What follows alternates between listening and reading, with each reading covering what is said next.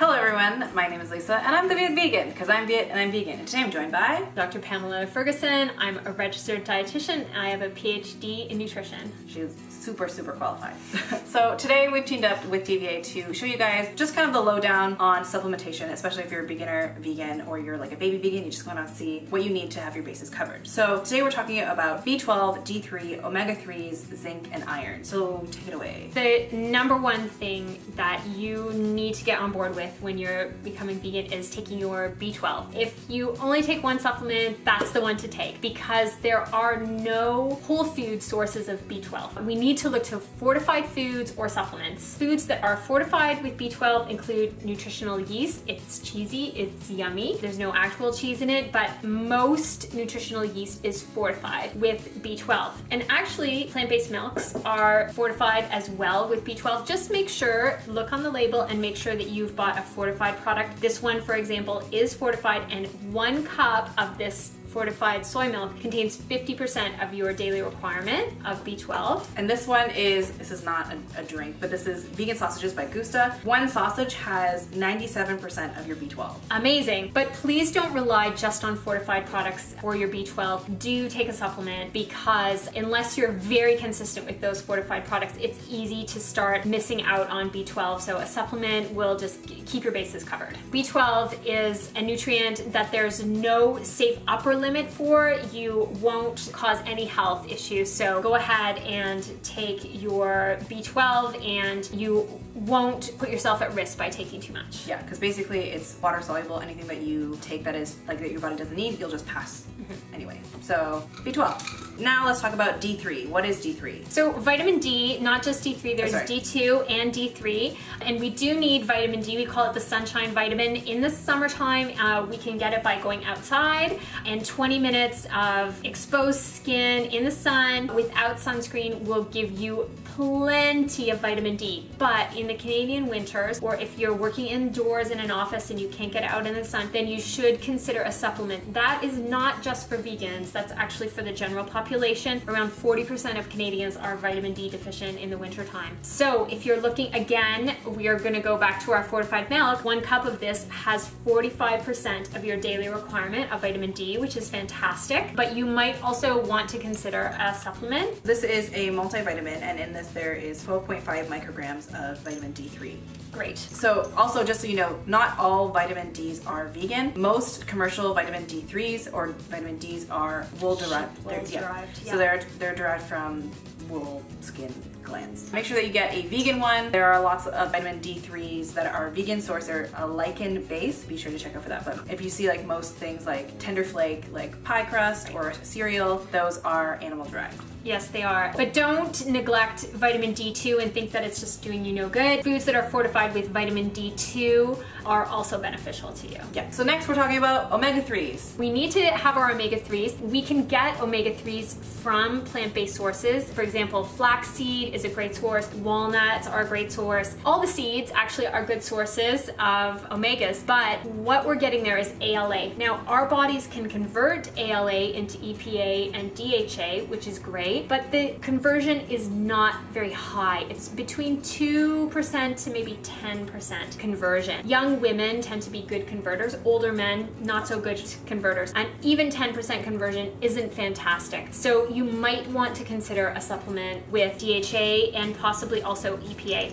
This is one example of a vegan algae-derived DHA. There is now a fortified milk in Canada that contains algae sourced DHA, so lovely to see fortification happening of omega-3s. Next, we're talking about zinc. Now, there are lots of different foods that have zinc. One of them includes pumpkin seeds. Pumpkin seeds are fantastic, and they are a great source of zinc. Great for snacking, put them on your oats, put them on your salads. Another good source of zinc can be fortified products. So again, back to our yummy vegan sausages, and this sausage, one sausage has 54% of your zinc, your daily requirement. But we can get zinc from nuts, seeds, beans, but it is a nutrient where vegans do have to be a bit conscious to make sure that they are getting enough of those whole food products or fortified convenience products. How much zinc should people be looking for in a day? Like, so this supplement here says 30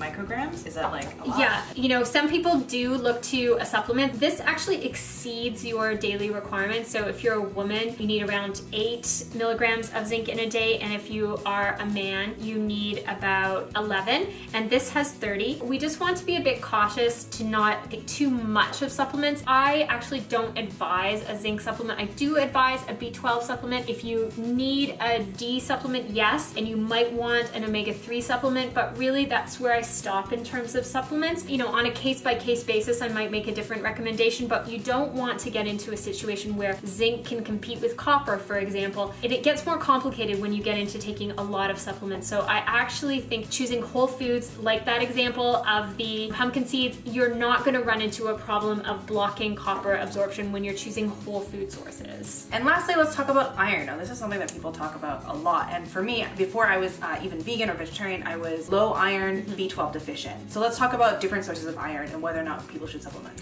Yeah, so iron is something that we do tend to hear about. Actually, iron deficiency is quite common even among omnivores. Yeah. Absolutely. Women are at higher risk for iron deficiency than men are. Keep thinking about your beans, your greens, your nuts, your seeds. All of these things are good sources of iron. But if you're having trouble meeting your needs using just food sources, and really do try to get your iron from those food sources, but if you're finding that you are struggling, you might want to take an iron supplement just to get your stores back up, and then keep them up with whole foods. Try not to keep going with an iron supplement indefinitely. Just get your stores back up and then stop your supplement and go back to relying on whole foods. Mm-hmm. Is there any validity to pairing iron with like vitamin C? C, absolutely. So if you want to increase the absorption of your iron, you can have it with vitamin C, and that is so easy to do when you're having whole foods. Like when I make chili, I'll get a lime and I'll squeeze lime onto the top of everyone's chili portion, so I'm getting that vitamin C with the iron-rich lentils and beans in the chili. You make hummus, you put lemon juice in with the chickpeas. It's better if you squeeze the lime on at the end rather than cooking it in.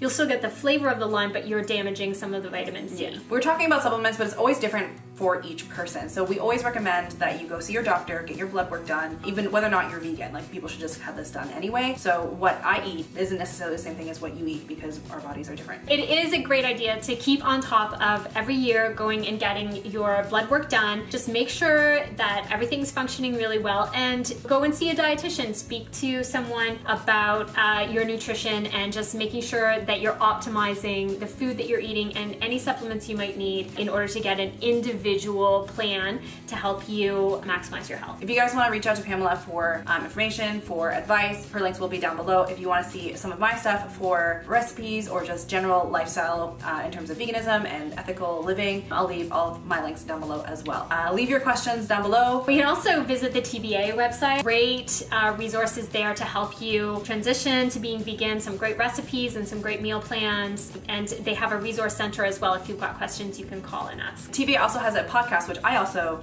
am a part of, and you've done a couple episodes. I've been a guest a few times, yeah. So you can download the app for the Toronto Vegetarian Association on either your iPhone or your Android. It's in the App Store for both of those platforms. You just look for Toronto Vegetarian Association. There's the podcast, there's resources, there's directories, lots of great stuff there, as well as you mentioned on the veg.ca website. And if you guys want to become a member, it's $25 a year to become a member. You help support the TBA and reaching more people and educating people about the plant-based lifestyle. So with all that said, thank you guys so much for watching, and I hope you guys have a delicious day.